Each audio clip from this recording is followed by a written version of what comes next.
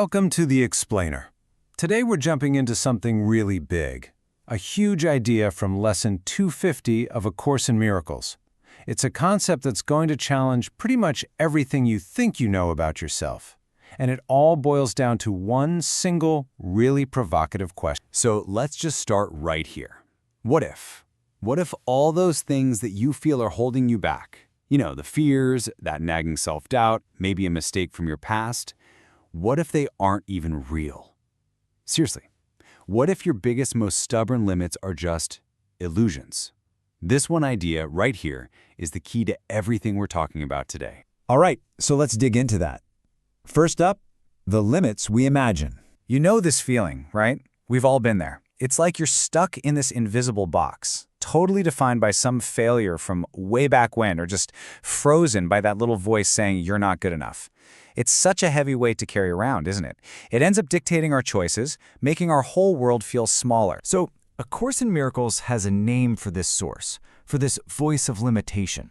It calls it the ego. Now, this isn't exactly the same ego you might have heard about in a psych class. It's a very specific idea within the Course. Yeah, so in the Course, the ego isn't about being arrogant or full of yourself. It's much deeper. It's the part of our mind that's totally convinced we're separate from each other, separate from our spiritual source, you name it. And that belief in separation, well, that's where all the fear, the guilt, and that constant nagging feeling of being small and limited comes from. But here's the absolute game changer. The Course is adamant that this whole way of thinking, it's just an illusion. And that right there brings us to the heart of Lesson 250. It basically says that all those limits we feel so deeply, they're self-imposed. We did it to ourselves. They're illusions that we've kind of bought into as being real. And get this, they are the only thing standing between us and our true, unbelievable, unlimited potential. Okay, so if the ego and all its limits are just an illusion, then what's the alternative? What's real? Well, this is where the lesson flips the script and offers something totally radical. What the lesson does is it invites us to make a huge identity shift. To stop looking at ourselves through that tiny, cramped, fearful little peephole of the ego, and instead to see ourselves for who we actually are. To see ourselves grounded in what the Course calls spiritual truth. And what is that identity? It's the identity of a limitless being. This is your true nature. It's who you are at your core, boundless, totally free, infinite. It's the polar opposite of the ego's story, That story that tells you you're small, you're fragile, you're trapped by the world. And why is this so pivotal? Why is this so important? Because it takes a sledgehammer to the ego's entire foundation. Just think about it for a second. If you can truly accept, even for a fleeting moment, the idea that you are limitless, what happens? The ego's whole house of cards, built on separation and fear, just starts to fall apart. So to make this super clear, let's really break it down and put these two opposing viewpoints side by side, the ego versus our true self. So here it is, laid out plain and simple. This is the choice we're making all the time, in every single moment. On the left, you've got the ego's view. It's all based on fear and guilt. It tells you you're limited, you're separate, and you're defined by all this worldly stuff, your job, your bank account, your past. But then on the right, you have the true self. And this view, it's all about love and unity. It knows you are limitless, that we're all connected, and that your value has nothing to do with those temporary conditions. So really, the choice is between a story of separation and the truth of oneness. Okay, so this is all a really fascinating philosophy, right? But the big question is, how do you actually live this way? How do you make it real? Well, that's what we're getting into next, the actual tools for limitless living. And that's what's so great about Lesson 250. It's not just some big abstract idea it drops in your lap.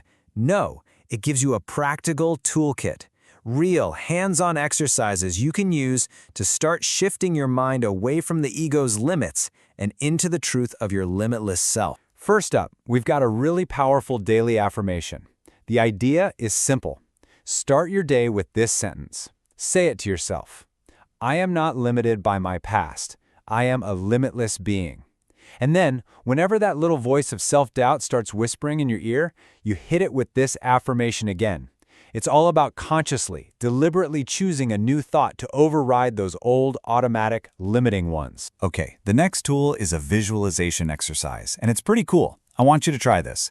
First, think of one specific limitation. Got it? Maybe it's a fear or a belief you have about yourself. Now, imagine you're holding it in your hand, and it's shaped like a balloon. Really picture it. Then, just let it go. Watch that balloon float up, up, up, and drift away until it's just gone.